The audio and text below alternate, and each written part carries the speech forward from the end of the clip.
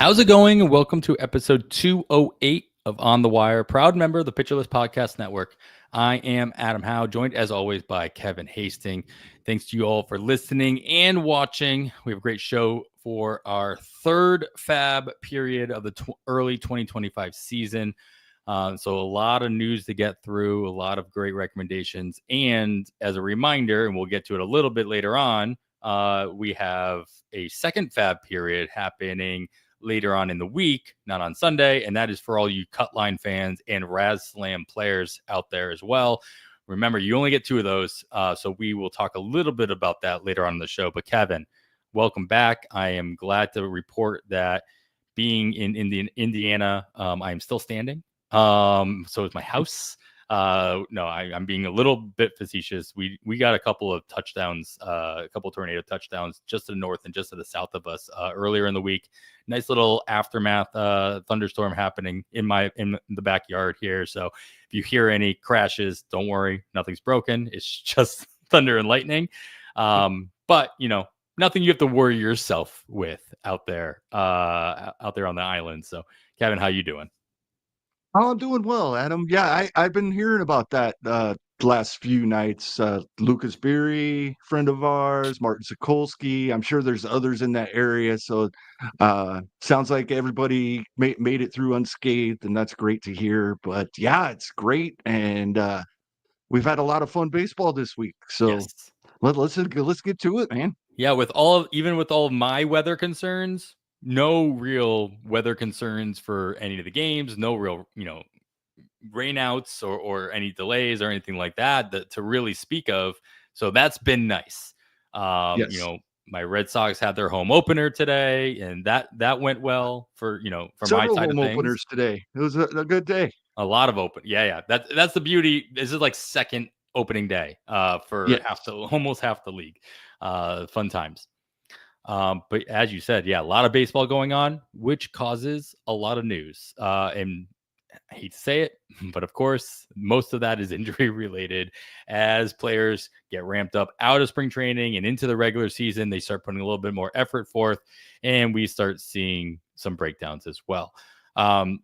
Let's start off with not an injury, but an actual demotion a little earlier than I think a lot of us expected. Rick Graham was talking about this in the Discord the other day as well. Just expected David Bednar to have a little bit more of a leash than he did. Didn't expect him to last all season or like even maybe through into the summer, but maybe past the first week, past somehow like 20 some odd pitches total. But David Bednar is no longer with Pittsburgh. He was demoted down to the minors. And instead, the Pirates call up not another reliever, but a starting prospect, Thomas Harrington. He takes his spot on the 26-man roster. And he made his debut this past week as well. Not the most flashy, not even that great. But still a top 100 prospect on a lot of lists. A name to at least keep an eye on. Nick Pollock talking about him on the Plus Pitch podcast. Not super impressive. But Kevin, what says you? I mean, at this time of year, especially in 15 teamers, are we taking a risk on Harrington? The Pirates obviously have struck gold a couple of times last year in the starting pitching ventures. But what says you as far as Harrington goes before we get into the Bednar discussion? Yeah, if Nick Pollock's not interested, I'm probably not, right? But guys like this, I'm always interested if there's a great matchup. And we have Pittsburgh facing the Yankees this weekend. Then they have St. Louis coming to town. St. Louis offense is actually one of the top offenses in baseball so far this season. Surprising. I don't know that it will continue, but for now, I wouldn't be interested there. And then they go to Cincinnati. So Yeah. there's not a matchup there I'm interested in. So I'm going to follow Nick's advice. One of those things where it's nice to know who you don't need to put the top of your waterfall bids, because you very well could do more harm than good based on those matchups alone. Now, of course, I led this off by opening it up with David Bednar being the one that opened up the roster spot for Harrington by being demoted himself. I mean, before I ask you who you think's taking over, but because I think that's pretty much what everybody thinks is the same thing. Do we see Bednar again? Like, is Bednar done as a closer in Major League Baseball? Never mind, maybe just a pitcher at Major League Baseball. Well, we don't see relievers make it back very often. We talk about this all the time that, relief pitchers are very volatile, especially those in holds leagues. If you go into a season in draft season, other than the few elite guys trying to draft the guys that were holds leaders last season, you're probably in trouble. I'd try in auctions. I don't spend much money at all in my holds leagues on those guys, because once the season gets going, the guys that are getting the holds are a dime a dozen. So there's so many of them. So, that volatility, we don't see these relievers make it back very often. Yeah, we've seen this in San Francisco where we thought maybe there's a possibility, but yeah, I wouldn't count on it, I guess, is where I'm getting at. Yeah, it's just one of those things where because this isn't even an IL stint. This is a NA in a Yahoo league. So unless you have unlimited NA spots, there's really absolutely no reason to be holding on to this. All right. So I guess we got one debut with Thomas Harrington, and now we're expecting to get another debut this over the weekend. By the time you're listening to this, he might be starting right now. The only catch here is that he makes his debuts for the Rockies in Colorado, and that is Chase DeLander, who, by his own right, very promising, very talented pitcher. He will always have the stigma of wearing that Rockies jersey and pitching probably half of his games, a mile above sea level. So what, no matter how good the pitcher is, are you do you just kind of stay away with a 10-foot pole from any pitcher coming up with Colorado? Or is he good enough to be intrigued by? I think he's good Also, enough I to should be clarify. intrigued. We'll have to wait in NFBC leagues a Yeah, whole week. So we'll get right, another start out of him, assuming he doesn't get sent right back down. right. And, even if he pitched well at home Sunday versus the Athletics, I don't know I'd throw him out there at San Diego in his second major league start at the end of the week. That's the start I want to see. I want to see how he performs on the road against a good team. And then, of course, he'll probably be fairly expensive if he does perform well against San Diego. And you have to decide, what is it worth for a bench streamer? That's what he would end up being for you, even if he is as advertised, because we're not going to trust him in most of those home starts. Mm-hmm. Yeah, absolutely. I think just the stigma of the front of that jersey alone is, that'll balance out no matter how good he is in San Diego. I mean, just the fact that he's in Colorado, that's going to hold him back, at least price point wise, when it comes to bidding. So if you do, want a bench streamer, you might get lucky, quote, just by putting in a keep him honest bid, and actually watch out, you might actually get him. Another IL stint here makes it official. Michael Soroka goes on the 15-day IL with right bicep strain. The more interesting part of this is that prospect Jackson Rutledge was the one that was recalled from AAA. At one point, Rutledge definitely top 100, if not top 50 prospect on a lot of lists out there. Struggles a little bit with command, struggled a little bit with health himself. But how do you expect him to be used in this new role? Do you think he just takes Soroka's spot in the rotation, or are they easing him into a situation with Rutledge? Well, it's still TBD for Sunday's start, right? So if he does indeed get that start at home versus Arizona, once again, he won't be available to us yet in Faab. and by not starting till Sunday after 10 a.m. So, and then we'll miss out on at Miami if he does indeed get this rotation spot and stick. So, That's unfortunate. yeah, yes, very unfortunate. So then we'll be, what then we're in the spot where we might be overexcited because he just goes out and shuts down Miami, but that's not a huge hurdle to Yeah, leap, right. right? So this is a tough one. Again, it's another wait and see, unfortunately. Yeah, I mean, just been watching Rutledge go kind of back and forth in the last 2 years really with his production. I am curious to see how he does in this stint. I am cautiously optimistic that obviously he can still produce at the level that we expected.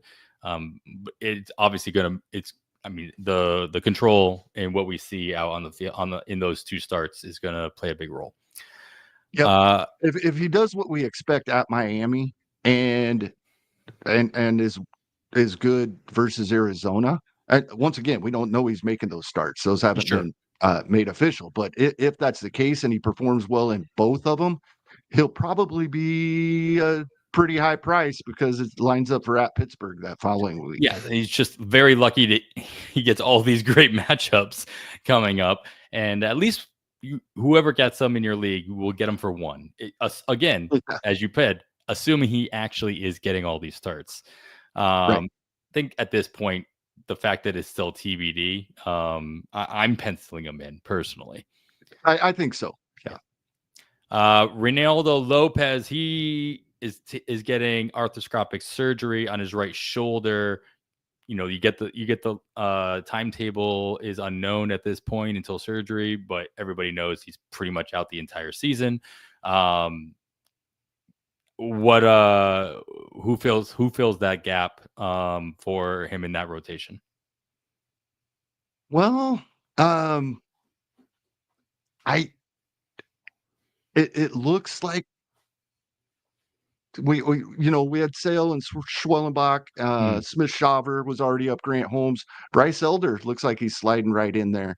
And if that's what the way Atlanta's going to run it out, there's probably some interest.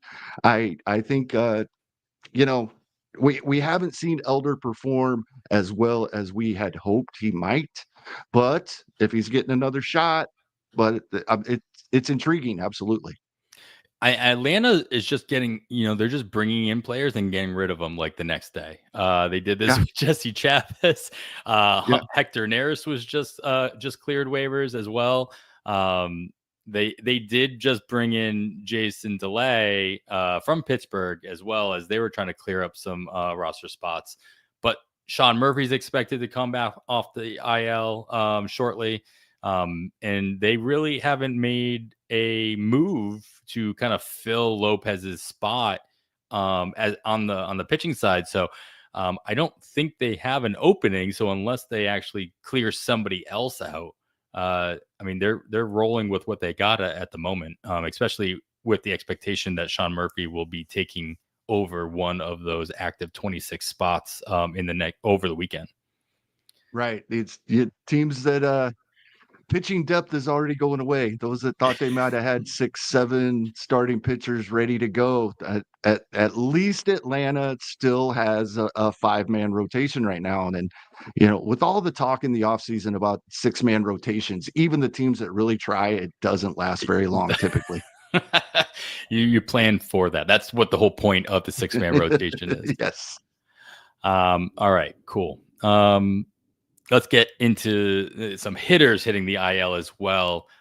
St. Louis puts Nolan Gorman on the IL with a right hamstring strain, but this is retroactive to a couple days ago, April 2nd. So he'll be out for the entire week. And then we'll get him back. I would assume we'll get him back in short order at the end of that stint. Thomas Segezi, he got recalled from AAA to take his spot on the roster. Gorman not playing every day anyway, mostly every day, but not every single day. Sagasi doesn't. Do you see Sagasi just kind of filling that role as a 1-for-1, or is there more opportunity for somebody else in St. Louis to fill that gap? Sagasi, we haven't seen Siani in the outfield yet. If they move guys around, so maybe an extra game or two for one of those guys. But yeah, probably not much. St. Louis, like I said, one of the best hitting teams in baseball so far this season. So I don't think they're going to mess with that starting lineup too much. Yeah, not a roster I expected you to say that about, but you look at the Right? numbers and yeah, I mean, obviously it's a very short sample, very, early in the season. But why mess with what's working? It's one of those things. It's one of those narrative things. You just don't expect St. Louis to have that kind of an offense. Obviously, losing Goldschmidt and losing some other pieces, Tommy Edman and what have you, into this season, but putting some stuff together as the early going goes. So don't sleep on them when you're picking your streaming picks, at least until they show you otherwise. Yeah, and there's not a and surprisingly, like you said, it's surprising they're performing this well. What's also surprising is these most of that lineup's already rostered Okay, yeah. in most formats, right? Even though we didn't expect them to perform this well, as long as Lars Nootbaar is healthy, right? We kind of were hoping for a breakout, and we've seen him perform well. Victor Scott, the second, off to a much better start than we saw from him last season. Mm-hmm. It's kind of interesting. The two guys that haven't done much at all are probably the two guys that were drafted the highest. That's Right. Wilson Contreras and Mason Wynn. Yeah. That's the irony of how that's baseball, Susan, right? Yes, exactly. Yeah. I was more so talking about the fact that, I think you go into the season thinking when you're streaming this much in April, maybe St. Louis should have been one of your targets. Like, so if I'm like, oh, I got a great matchup against the Cardinals, yeah, I'm going to pick up that guy. Maybe not the case, as, everybody's streamable early in April. I get that. But maybe it's not as much of a gimme, I think, at least as I thought, going into the season. Another hitter in IL stint that was retroactive to a few days ago. That was retroactive to March 31st on this one. Freddie Freeman does hit the 10-day IL. As Trevor Huth pointed out on the First Pitch podcast, the first time Freddie Freeman has been put on the IL since 2020, which is amazing. I will say Huth said he did not fact check that, and neither did I. So I am just quoting Huth here. So hopefully he was right. But yeah, that's pretty telling as far as obviously who Freddie Freeman is and who he has been for our fantasy teams over the years. But he's got a short ankle sprain because they took so long to put him on the IL and they decided to retroactively. I do expect him also to be back in short order. Or at least by the end of the 10-day, maybe shortly after the 10-day stint. Hunter Fiducia was just announced today as the replacement on the 26-man roster, 28-year-old catcher coming up for the Dodgers. Hernandez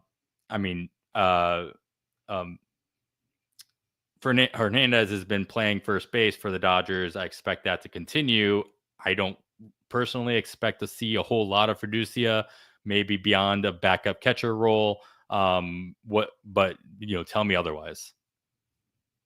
Yeah, I think the lack of a timeline is a bit concerning on Freddie Freeman, but the fact that they did make it retroactive, we see him early this week. I'm expecting him to be back.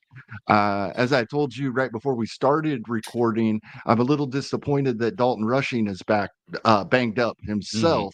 Or I think we this might have been at least a short opportunity to see what he could do at the major league level. He's a little banged up as well. So the Hunter Fiducia, as you said, we'll get that spot for a couple of days. But yeah, I think if I had Freddie Freeman and don't have coverage already on my roster, I'm looking elsewhere. Yeah, fair enough. As we said before we started recording, when we were looking up who the actual announcement was that was going to take the place, the fact that it is Hunter Fiducia and not a bigger name, not somebody else, tells me that at least gives me a little bit more confidence that Freeman's going to be coming back in short order as well. All right, we got a couple pieces of news from a little bit further north up in Seattle, and we're going to get to those and a couple other pieces of news right after this. All right, I lied. I'm gonna stay with the Dodgers first, just to keep things in order, Kevin.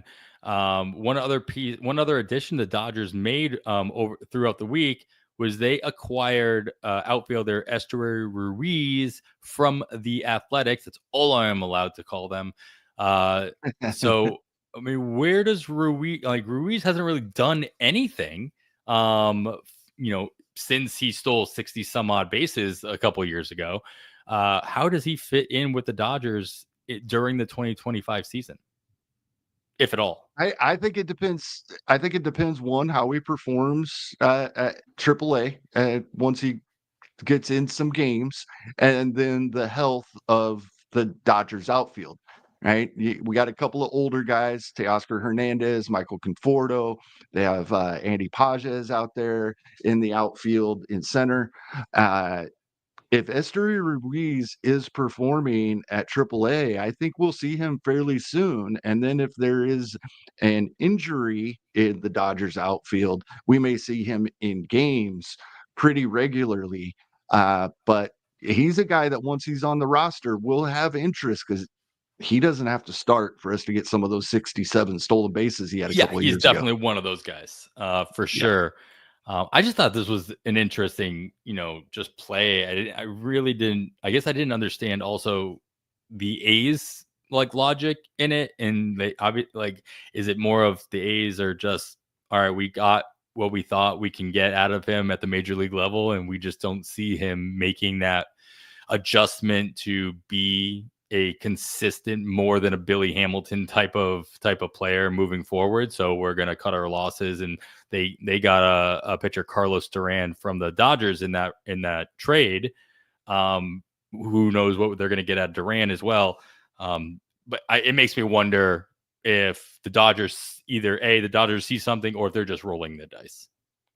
Yeah, and that whole thing when they were still in Oakland, that was weird, right? Because there was some injuries involved, but Mhm. initially when he was sent down, it really looked like it was a punishment for him being, sell the team, one of the sell the team guys and getting in on that, wearing the bracelet, and I don't know if you Right. remember that last season. But then we've seen streaks from him when he actually had a little bit of power as well. So maybe the Dodgers see something there. Yeah. Yeah. I'm sure Ruiz will be happy to be playing for a team that actually, wants to win.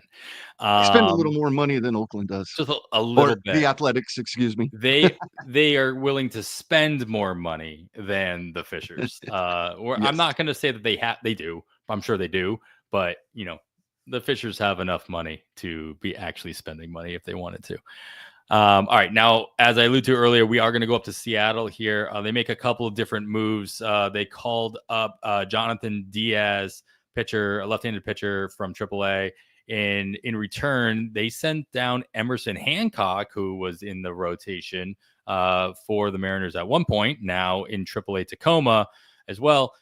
In addition to that, it'd be hard to avoid this. To say, they also call up Luis Castillo, not that Luis Castillo, but Luis F. Castillo, somebody we had mentioned a couple episodes ago, actually, as we were kind of looking through the rosters and whatnot. I was rooting for this, just so we can have two Luis Castillos in the rotation at one point. Not only did we get that, but we get back-to-back starts of Luis Castillo, which, as anybody who follows any social media baseball knows, is the first time this has ever happened in Major League Baseball history. Back-to-back games of two players with the same name, same first and last name on the same team.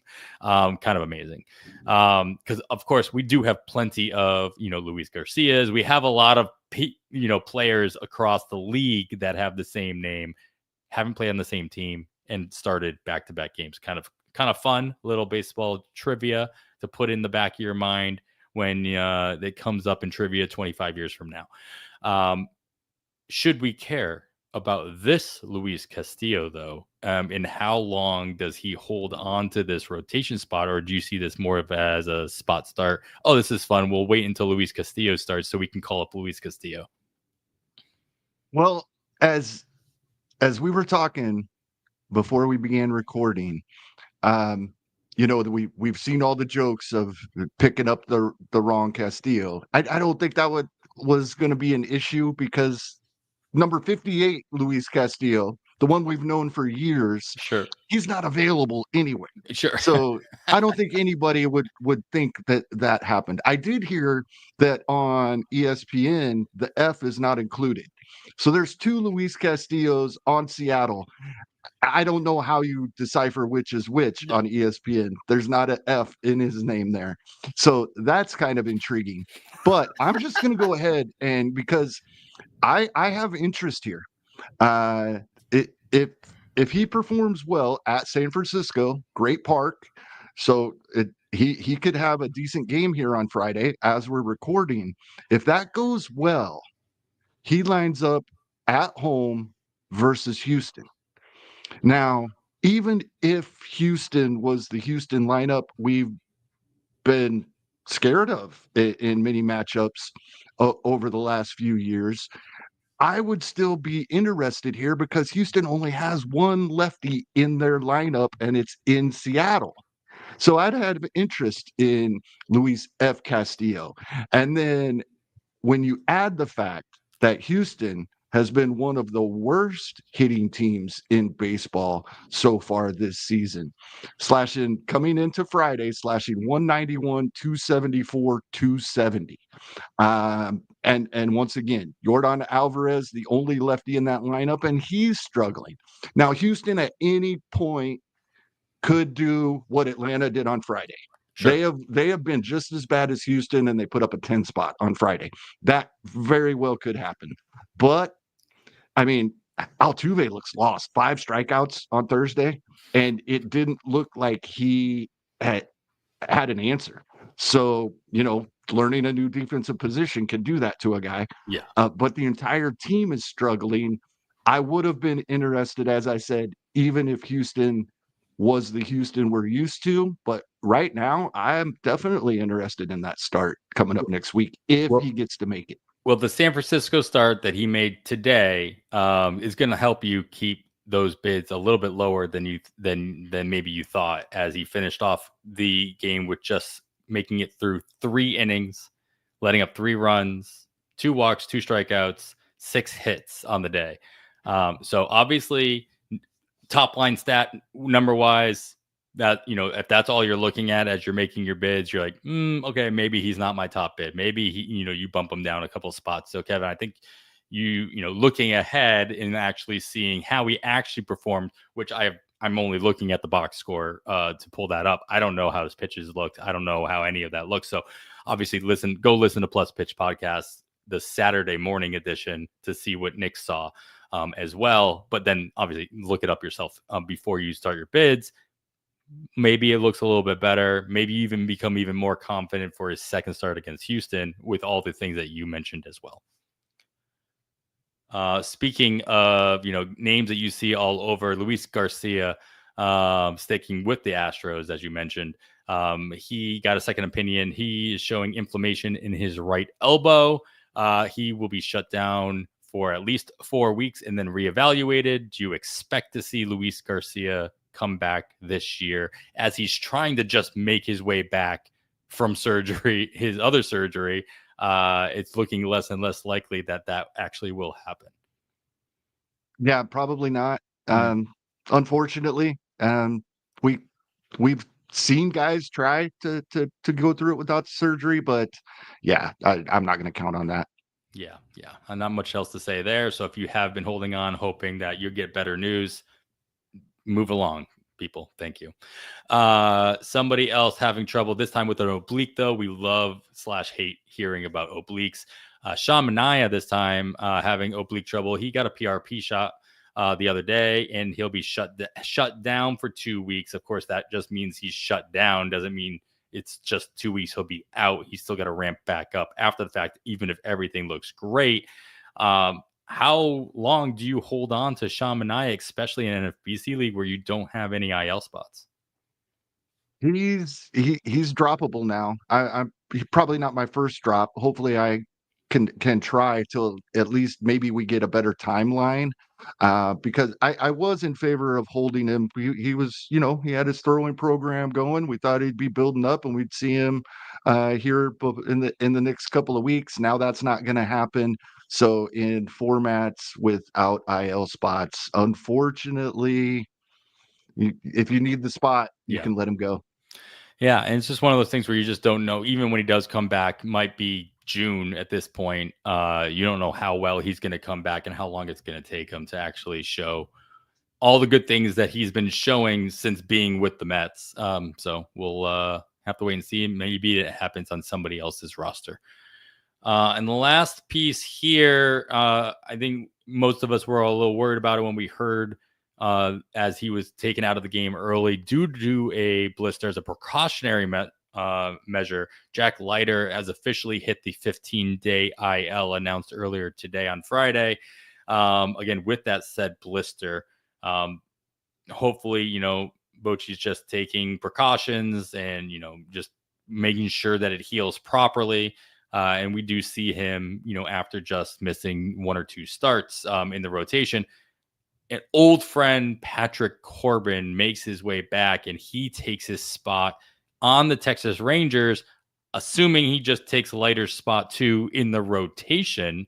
I haven't seen any announcements that he is set to start a game. Maybe you have, but I mean, is Patrick Corbin in the right matchup still streamable? I guess. How are you looking He at is this? for me. Yeah. I know he's probably not for many, but he is for me. I'm chasing wins, especially as we get later in the weekend. Check out the weather forecast in Chicago for Monday, because this is the way it would line up. We know this time of year that wind can be howling in at Wrigley. Mm-hmm. And if that's the case, then his second match in a 2-step is at Seattle. And as a lefty, I'm not worried about the righties against him. So absolutely. So far, so good. I'm not victory lapping anything yet, but this would be very similar to Martin Perez this week. Right, that 2-step, so far so good, 6 no-hit innings, but we still have another matchup to get through. Yeah, of course. But yeah, I would be intrigued in 15-team leagues where I'm chasing wins. Yes, and Corbin always does this. He has he'll put together 3 straight starts. You were like, wait, how did I miss on that? Oh, yeah, that's right. It's Patrick Corbin. I can't trust it. right. And then we did it a couple of times last year, and it worked for us. Yes, yeah. yes. Especially in the in the last 2 months of the season as well. Yep. When you're more likely to give it a shot. Right. How long? Ariel Cohen talks about that all the time, right? The later in the season you get, the more you know what your risk threshold should be, and you can adjust it. Many people aren't at that point yet. And like I said, in some 15s, I might be right now. Yeah, well, at least in one league, I made that risk adjustment with who blew up this on the Twins? Why can't I think of his name? Because I've just wiped him from my memory. I never want to see him again. Who was it? Paddock. Yeah, Paddock. Thank you, Chris Paddock. So it's one of those things where it's like you just roll the dice on somebody and then they burn you so hard. It's it's being gombered. It's that thing. And Corbin will do that to you and he has done that to all of us at some point over the years. But at least Kevin is ready to be hurt once again. My last question, though, is how long does Patrick Corbin stay on the Rangers? We've been seeing the piece of news I took out of here that it doesn't really fantasy relevant, but I just thought it was amazing was, Devin Williams came back from the paternity leave for the Yankees. As he was put on the maternity leave, the Boston Red Sox DFA'd Adam Ottavino. The Yankees picked him up as a corresponding move to Williams going on the paternity leave. And as soon as the Williams came back from the paternity leave, they DFA'd Ottavino as well. So we're seeing that. We saw that with Jesse Chavez. We're seeing this with players across the league, especially in April. Lance Lynn just announced his retirement as well. So obviously that didn't last very long. Can Patrick Corbin just hold on to this spot, or is he destined to just kind of like jump around the league for the rest of the season as well? He might be here for a while. Now, I don't think he would pitch out of the bullpen. I don't think he would accept going to AAA, although he might. He if because of what the Rangers rotation is, right? Tyler Mahle, Jacob DeGrom, Nathan Eovaldi, all these guys have had major Sure. injuries in the past, numerous injuries in the past. So if he thinks the Texas Rangers are going to be a contender, maybe he would accept that and stick around as the depth piece.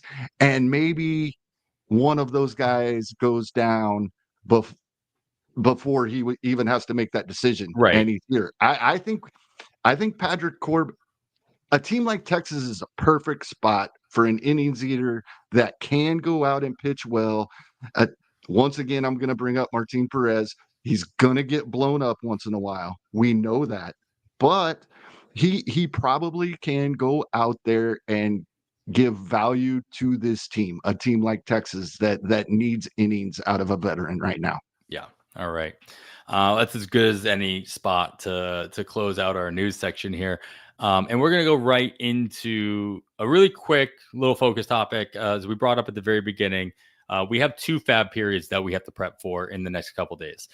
First and foremost, of course, our Sunday Fab, which we'll get to some recommendations later on. But then we also have to look ahead to next week as we start seeing our cut line / Razzball competitions, excuse me, ramp up for Fab. And there's only 2 of those, right? You get the same $1,000. You got to spend it. You got to spend, whatever percentage of it in this first one.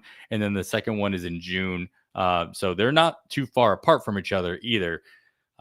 So overall, Kevin, I learned my lesson from past Raz Slams.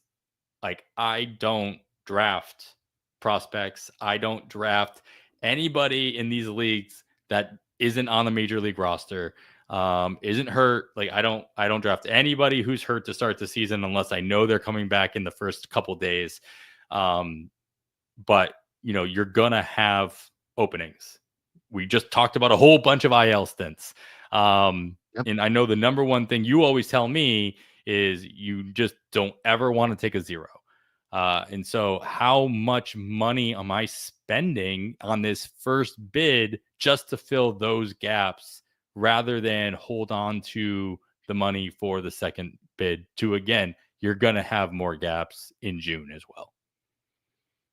I am a fan of spending well over half of my money in the first of the 2 Fab periods. And we'll see some big bids. So it's difficult. It's time consuming.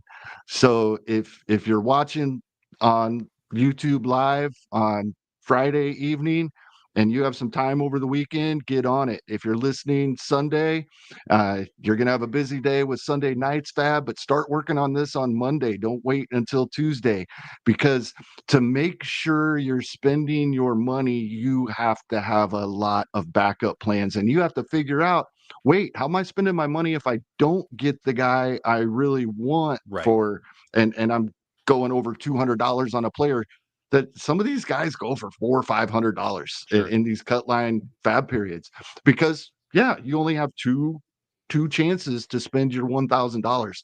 So there's not an exact number, but I probably, and I want to save some for that second period, but a lot of people will spend even more than me, even though I'm planning on spending a lot. So you don't need as much the second Fab period. Just looking at my Raz Slam League, excuse me, it was a 42 round draft. So there's not a lot of surprises, but platoon players, I'm a big fan of, and especially strong side platoon players. It's best ball. It's right. Guys all like, points. Yep. Gavin Sheets is towards the top of my list when I sort it by ownership percentage, rostership percentage in the other leagues. He's rostered in over 50%, but someone like him that we are now seeing get the playing time in the platoon, and he's great in best ball, because the weeks he doesn't play or the weeks he strikes out 60% of the time, he's not used in our lineup, and we don't have to do anything for that. It just is done for us. So I look for platoon players, strong side platoon players, and then any, surprises. We drafted in February. Cut line draft started last year, just like draft champions Mm-hmm. leagues do.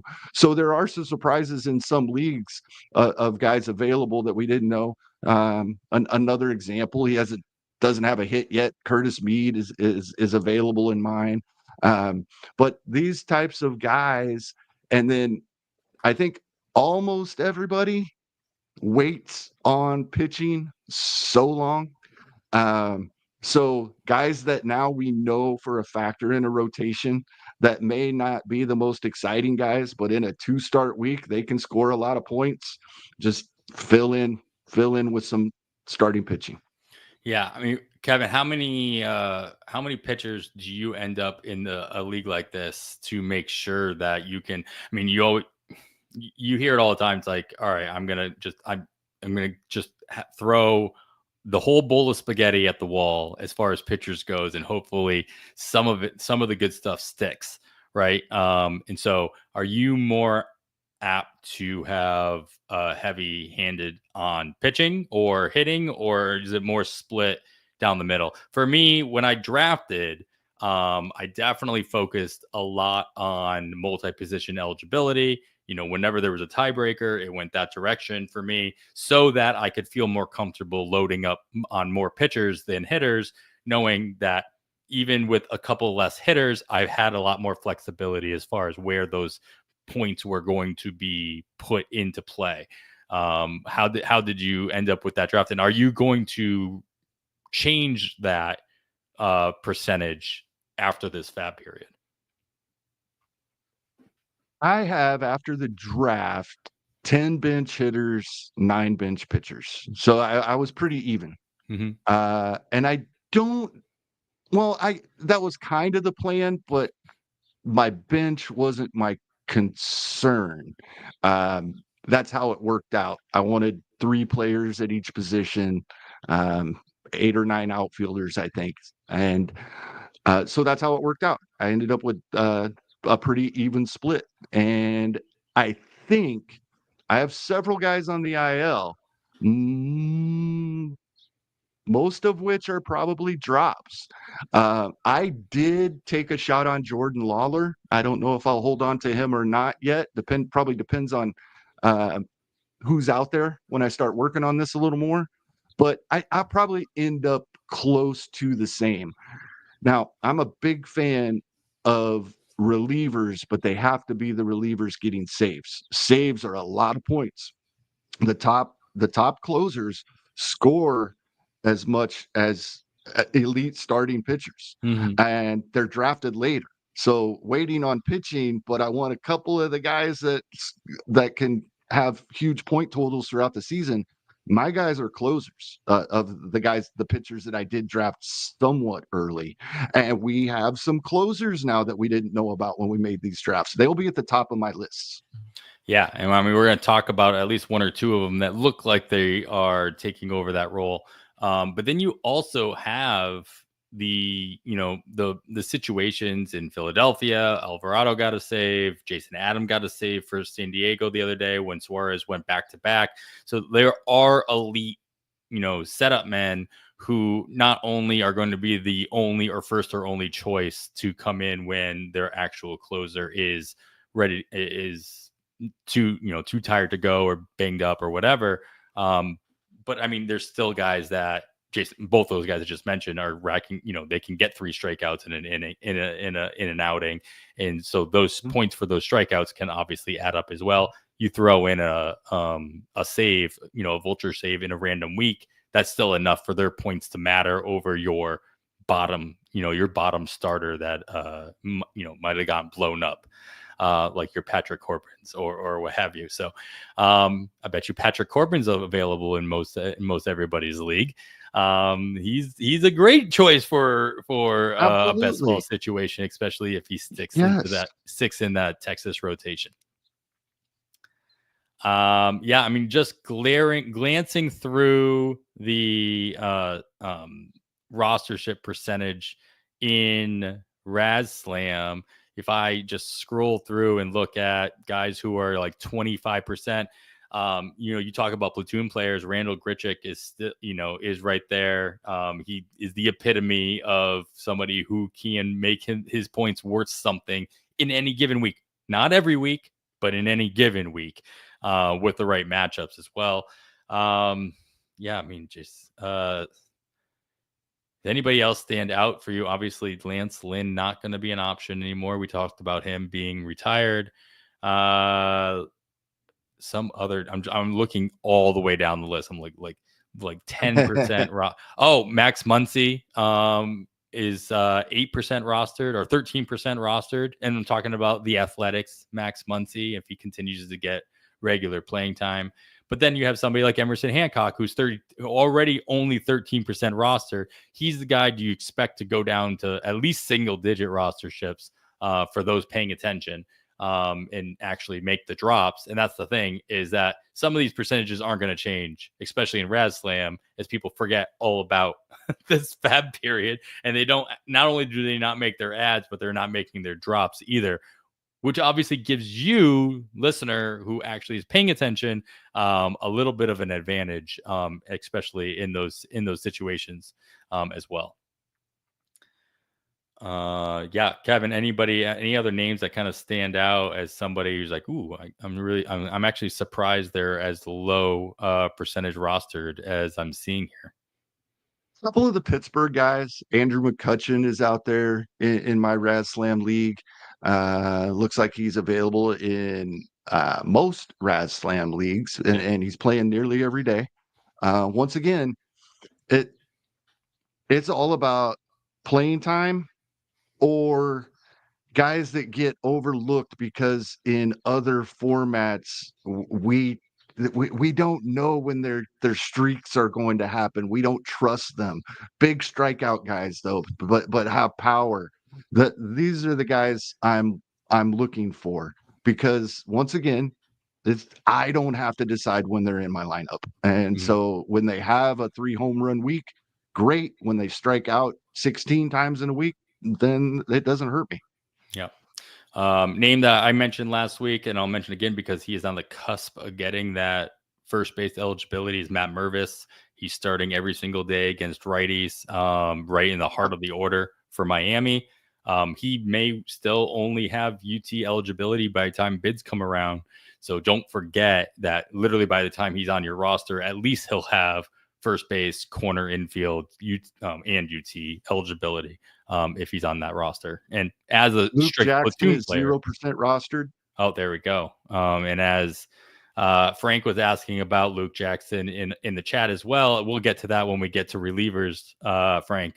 But yeah, Luke Jackson went for big bucks last week, and we'll see if Texas holds on to that situation, or if it's worth the triple-digit bids that we saw in some leagues. But he'll be a guy that goes for triple-digit bids in Raz Slam and Cutline just because absolutely. You got nowhere else. Sometimes you have nowhere else to spend your money. All right. Well, let's get to some recommendations, Kevin, for this week's standard Faab leagues, the third Faab run of 2025, and we're going to get to those right after this break. All right, we're back. You're still listening to On the Wire. Thank you so much for being here with us. The few of you that are watching us live, thank you so much. And then those who are listening on Sunday that make us part of your Sunday ritual. We hear that from people all the time, and it never gets old. It's amazing to hear that. We've been doing this we're on our 5th season now, Kevin. You kind of lose track of time. Over 200 episodes. It's been a blast every single time. And thank you guys so much out there for doing this with us as well. Of course, we're not the only ones out there putting in the work. So make sure you are listening to all the rest of the Pitcher List Podcast Network podcasts. What's the best part about the network here at Pitcher List is that every show is different. Every show focuses on a different area of the game, whether it be strictly hitting with hacks and jacks, strictly relief pitching with in the pen, obviously on the corner with strictly starting pitching. So you can really narrow down your focus any given week and you know exactly what's going to be talked about. So give everybody else out there a listen. Of course, First Pitch Podcast every single day, plus Pitch Podcast every single day with Trevor Huth, Jake Crumpler, and obviously Nick Pollock, respectively. Everybody knows one of my favorites is Wins Above Fantasy, because they talk strategy in season. Most of our strategy talk is done in the off season. Sure. Right. But they talk a lot of strategy in season. That's what I love about that show so much. Well, what's even better about that is the fact that you forget that your strategy can change. Your strategy exactly. and should change throughout the season as players go down, as other players in your league make adjustments. Like, you've got to adjust as well. So yeah, power to those guys for, you know, keeping at it week in and week out and just, you know, kind of rolling with the punches. All right. Speaking of punches, let's talk about guys who can punch the ball with or without a torpedo bat. I also got to notice, I got to mention this. I know all the talk about the torpedo bats revolves around the Yankees, but we got to remember there are players around the league that are using the torpedo bat that aren't with the Yankees. Mm-hmm. And if you play in a Yahoo league, Yahoo has added a torpedo bat icon next to the players. Awesome. So it's the only reason I know Francisco Lindor and Adley Rutschman are using the torpedo bats, because they added the icon there. So of course the running joke in my league is everybody's just trying to make trades so they can make an all torpedo lineup. And it's going to be harder than you think, because everybody on the free agent market in our league apparently isn't using a torpedo bat, and maybe there's a connection, maybe there's not, but their icon does not show up. So it's just fun. But Kevin, is there anybody out there maybe not using a torpedo bat that can add some power to our lineups for this third Faab period? And 12 teamers and a couple, some 15. So always check. I'm stealing your line there, Adam. Always check.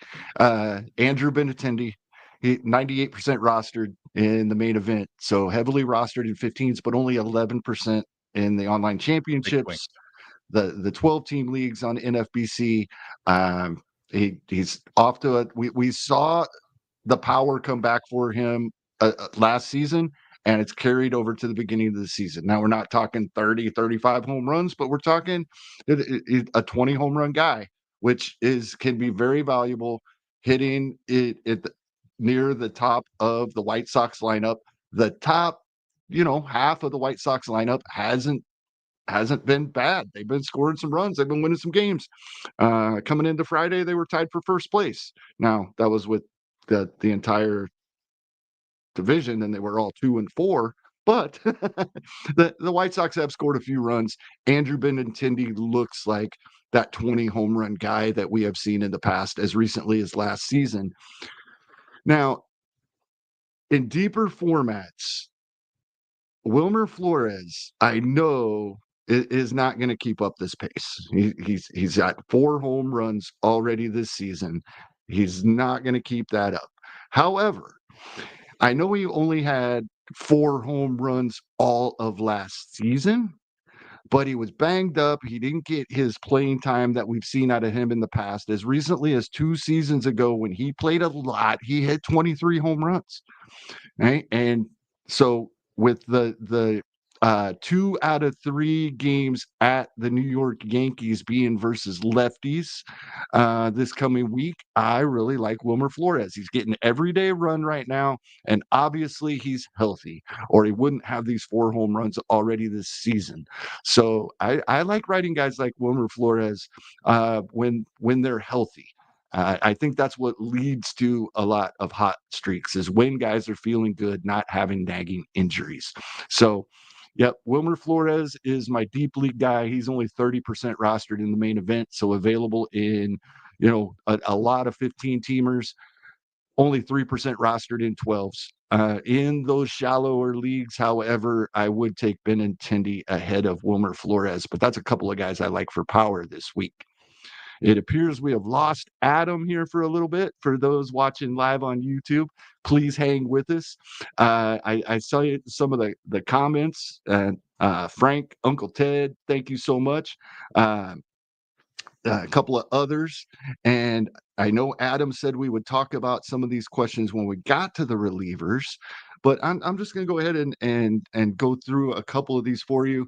Smart Fab bid on Dennis Santana.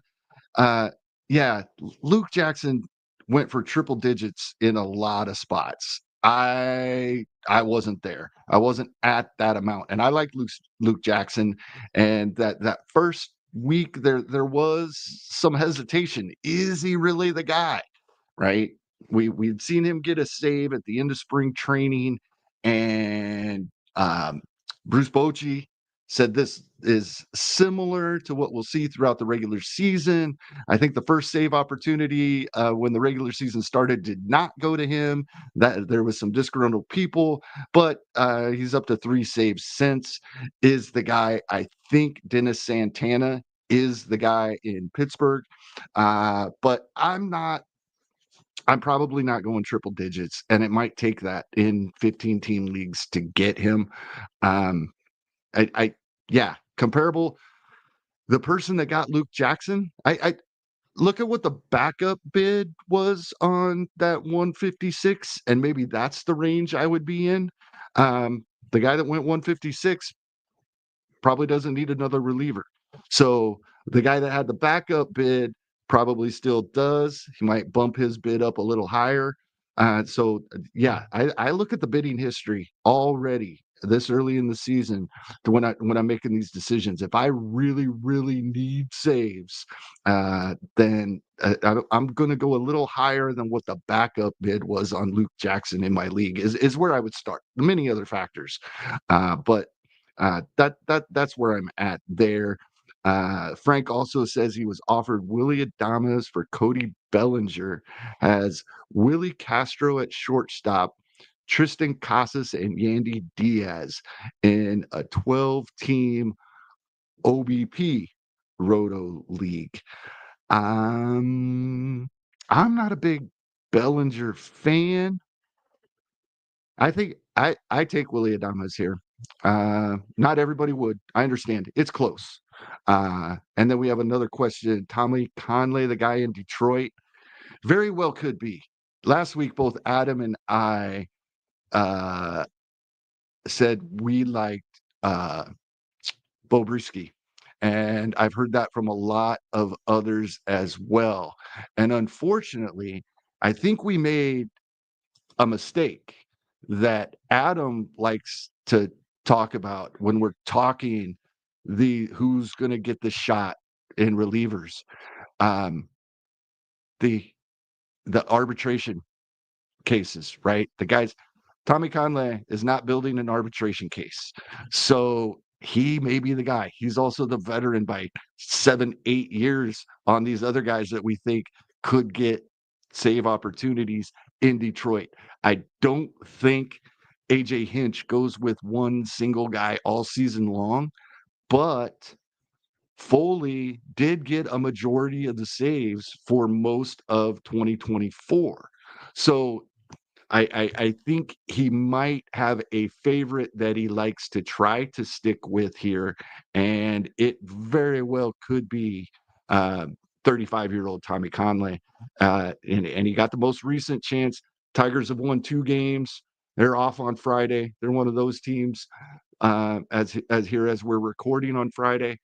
Oh no, they're not. Excuse me. Let me see. Sorry, I was playing golf prior to Adam and I recording here on Friday, so I had not seen many of Friday's results yet. Detroit 7-4 win, and the White Sox got 3 of those runs in the ninth. So we didn't get any more clarity on Friday, unfortunately. But yeah, I think I would absolutely I guess the way I'm trying to say this, Conley is definitely somebody I'll be bidding on in leagues where I am short on closers. Absolutely. Um, I apologize that I'm fumbling a little bit here. I'm trying to see if I've heard anything from Adam. Remember, he was in that thunderstorm. He may no longer have internet. And if that is the case, then I am probably uh I'm probably going to cut this short, guys. I don't think I want to complete the episode without Adam, but I am not certain here. I'm gonna try to keep going here for a little bit, um, and see if he makes it back. Hopefully everything's okay. But my guess is he might have lost electricity, therefore lost internet, and as there was a thunderstorm in his area. Um, I'm just gonna go ahead and go through this with the players I have in case Adam is not able to make it back.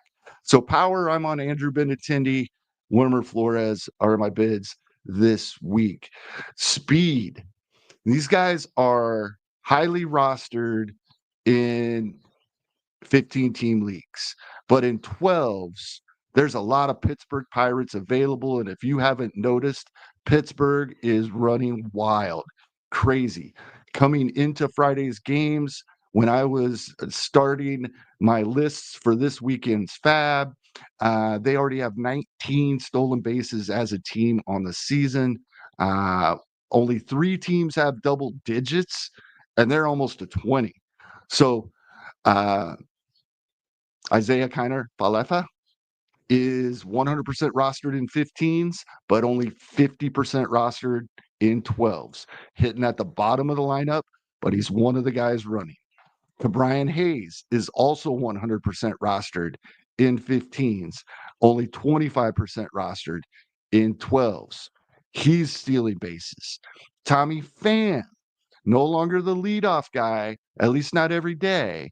He's available in a few 15s, but highly rostered, 95%, only 12% in 12s. So in 12s, I'm going out and getting these Pittsburgh Pirates. And my deep league play is also a Pittsburgh Pirate. We have to be careful here. He may hit his way out of this lineup, but Jack Sawinski's been leading off for Pittsburgh. He's not hitting, but when he does get on base, like the rest of them, he's stealing bases. So any Pittsburgh Pirates available in my league is where I'm looking for speed this week. For the opportunity, good matchups, lots of playing time. Well, we typically go through the schedule first here. 7 games this week, 4 teams. Boston, Toronto, due to having a 4-game series against one another. Same goes for Kansas City and Minnesota. Everybody else has 6 games. Boston, Toronto, Kansas City, Minnesota with the 7-game weeks, excuse me. Colorado, home for 3, away for 3. Same for Cincinnati, home for 3, away for 3. Both Tampa and the Athletics are home for all 6 of their games this week. And that is definitely something that I'm taking into consideration with my bids. But I am going to one of the 7-game weeks for my opportunity player of this week. 95% rostered in 15s, only 14% in 12s. And that's Michael Massey of my Kansas City Royals. 6 of 7 games this week are versus righties. They also have a 7-game week coming up the following week. A lot of games for Kansas City. Starting on Friday, they play 17 straight days after an off day on Thursday. Michael Massey hitting right in the middle of the Kansas City lineup. We haven't seen home runs yet. We have seen doubles. We haven't seen a lot of stolen bases out of him in the past, but he probably will end the season with a handful, and he's playing every day. The worry with the Jonathan India signing was, would that cut into Michael Massey's playing time? Michael Massey has started at second base every game this week for the Kansas City Royals, and India has been playing left field and third base. So Michael Massey, great ad in 12s. This is where Adam will usually take another break, so we'll be right back. All right, let's hit some pitching here. This is On the Wire on the Pitcher List Podcast Network, looking at our third Faab run of the season, starting pitching. As we talked earlier, I am interested in Luis F. Castillo this season. As Adam pointed out, his debut a little rough on Friday. As long as it appears that he is going to get another opportunity, love this Houston matchup. They only have one lefty in their lineup. He's slumping like the entire team is. Yes, they could absolutely do what we saw from Atlanta on Friday, breaking out of their slump, putting a 10 spot on the board. That could happen for Houston at any point. But right now, they are just not a good hitting baseball team so far this season. And that game is in Seattle with all those right handed hitters in their lineup. We know that the batter's eye and the glare from the window with the sun coming in affects righties more than lefties. So I really like anybody versus Houston in Seattle this week. Unfortunately, the rest of the starting rotation for Seattle, not only rostered, but very, very early round draft picks. We will not see them. I also like Kyle Hart this week. He's 68% rostered in 15s. I was a little surprised by that number, only 5% in 12s. So I do like him in those 32% of 15 teams where he is available. Definitely like him in 12s as well. He gets Rocky Road after Colorado has had a 6-game homestand. Adam and I talked in the offseason about the first series or two when Colorado started the season on the road. I didn't really consider that Rocky Road because they hadn't been playing in Colorado yet to see that the difference in how pitches move. But we will see that this coming week after they've had a 6-game homestand. I like Kyle Hart. Ratios, ERA and WHIP. Oh, one other thing.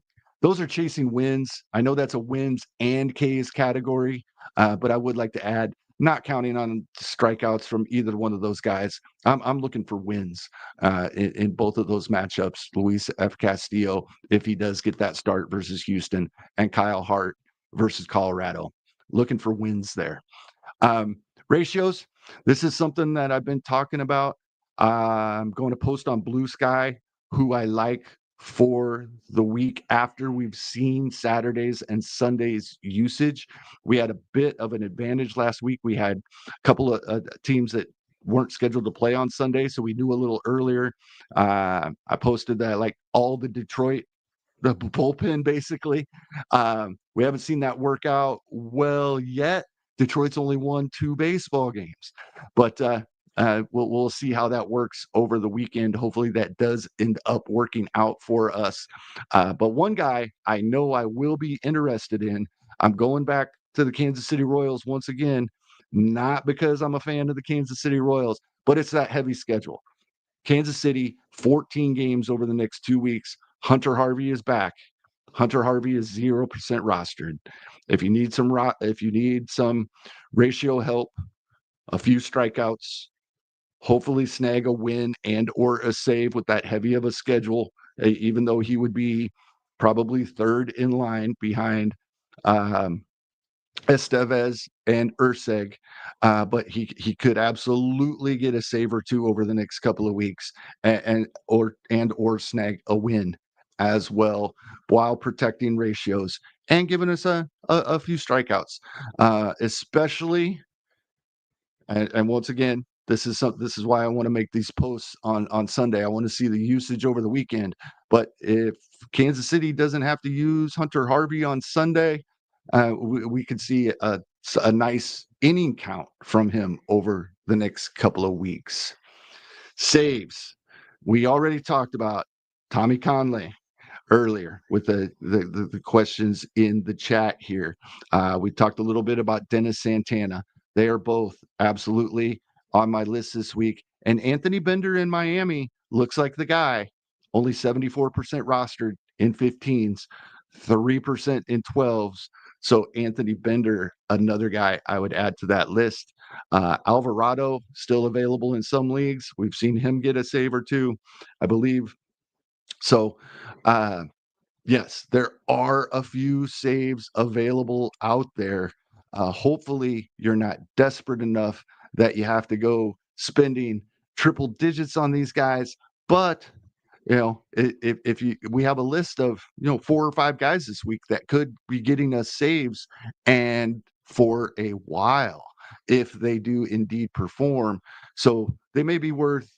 Um, I'm not going triple digits on these guys, but they might be worth a pretty good chunk this week, $50, $60 in $1,000 Fab leagues. That might not get them for you in mini leagues, especially 15s, but get those bids out there. You never know. And the 12-team league range in bids has been, it's always a crapshoot, but it has been crazy this season. I'm seeing players go for triple digits in one league and $6 in another. It's absolutely crazy. Put your bids in, even if you think it won't be enough. Wild card, unfortunately, Adam's not here. Hopefully, once again, everything's okay. I'm certain it has something to do with the thunderstorm there in his area. Probably just lost power for a while. Um, but my wild card this week is somebody that I actually am adding back. He will be available in my leagues because I drafted him in so many places.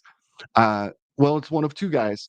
If they're available in your league, they have to have been drafted. But if the drafts were done a while before opening day, before we got the news, there was a lot of speculation this offseason we would see either David Festa or Zebby Matthews in Minnesota. And with the way Chris Paddock has been performing, it's coming soon. They may not be rostered in your league and also not available. Adam's back. Adam, I'm Hey, on wild card, man. I've been cruising through this. I I'm shouldn't have even guessing come back. Just our let you guess go. is you lost electricity due to the thunderstorm, and Like, that knocked your. like just for long enough for my computer to be like, I hate you. And then take Ah, forever to come back. So thanks for holding down the fort. yeah, I've just been rambling, and because it's your favorite category, I'm gonna start over on wild card here. Good timing.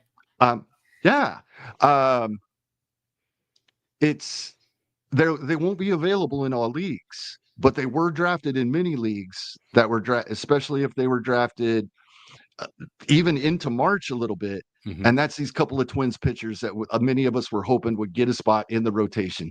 David Festa, I dropped him in a lot of spots. I'm trying to get him back this week. And same with Zebby Matthews. If he's available in your league, if he was drafted and dropped, go get him. I don't think Chris Paddock is going to be in this rotation much longer.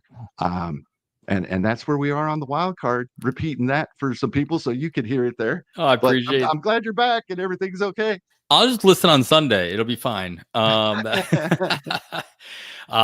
I mean, I keep hearing as far as the Twins pitchers go, a lot of the love goes to Zebby coming up first. I don't understand why it wouldn't be Festa. I haven't checked to see how Festa did in his first stint in the minors as he got sent down before opening day. But I, I mean, Festa was first before. Why wouldn't he be first again? But either way, both of these guys should be on radars before the weekend because, as you pointed out, both of these guys were drafted in a lot of places and then dropped, Right. so they're going to be available to be picked up. Exactly. Cool. All right. Well, I Glad you don't know made it what I'm back. doing here. I appreciate you and so much. Close us out then, Kevin. I know you probably need to take a breath after all that talking, but what are your final thoughts going into this third Fab period? Usually this time of year, we're hearing don't panic. I'm not hearing that from people this season. I'm hearing a lot of panic. Don't panic. A lot of really good players have started really, really slow, right?